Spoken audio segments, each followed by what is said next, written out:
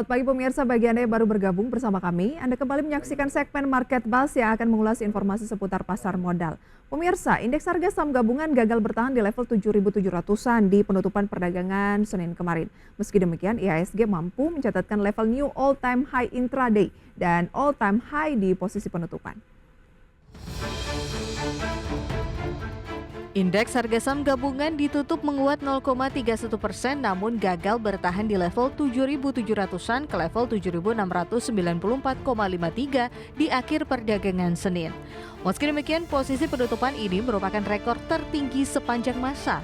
Adapun terakhir IHSG mencetak all-time high di perdagangan akhir pekan lalu di posisi 7.670,73. Selain itu, secara intraday, IHSG sempat menyentuh level new all-time high di 7.726,18.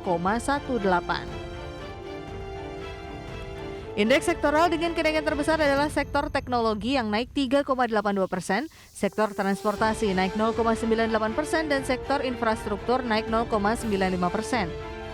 Sedangkan indeks sektoral yang turun, di mana sektor barang konsumen non-primer melemah 2,45%, sektor barang baku turun 0,47%, dan sektor properti turun 0,02%. Dari sisi saham PT Bank Mandiri Persero Tbk menjadi salah satu saham dengan nilai transaksi tertinggi, yakni Rp593 miliar, melesat 1,05% ke level Rp7.200 per saham. IHSG menguat di perdagangan awal September di tengah data-data ekonomi terbaru di dalam negeri yang kurang menggembirakan.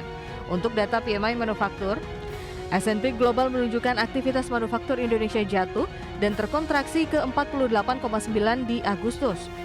PMI anjlok dari 54,2 di Maret dan terus anjlok hingga Agustus 2024. Selain itu, indeks harga konsumen Indonesia kembali mengalami deflasi 0,03% secara bulanan di Agustus 2024. Ini adalah deflasi keempat pada tahun ini.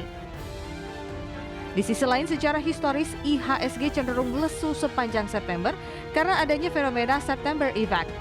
Selama kurun waktu 2015 hingga 2023 atau 9 tahun terakhir, IHSG hanya menguat 2 kali, sementara 7 sisanya terkoreksi.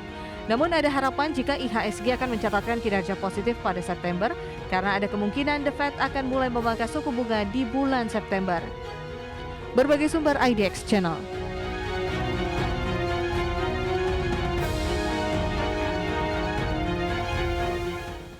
Sebelum kita masuk ke perbincangan bersama dengan narasumber pemirsa, kami hadirkan beberapa agenda global, ekonomi global dan juga agenda emiten dari dalam negeri yang mungkin bisa menjadi acuan Anda. Dari Amerika Serikat pemirsa, ada PMI manufaktur, kemudian juga ada dari Prancis neraca anggaran pemerintah.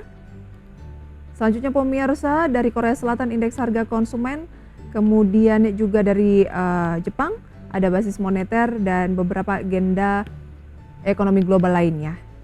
Beralih ke emiten pemirsa, ada RUPS dari AGRS, kemudian juga ada OMED, BCAP, BHIT, dan juga ada panggilan rupa obligasi APAI dan pembayaran dividen tunai interim pemirsa dari emiten Jaya, serta rapat umum pemegang saham dari MPRO, dan ada ex dividen tunai dari GEMS, serta ex dividen tunai interim dari IKBI.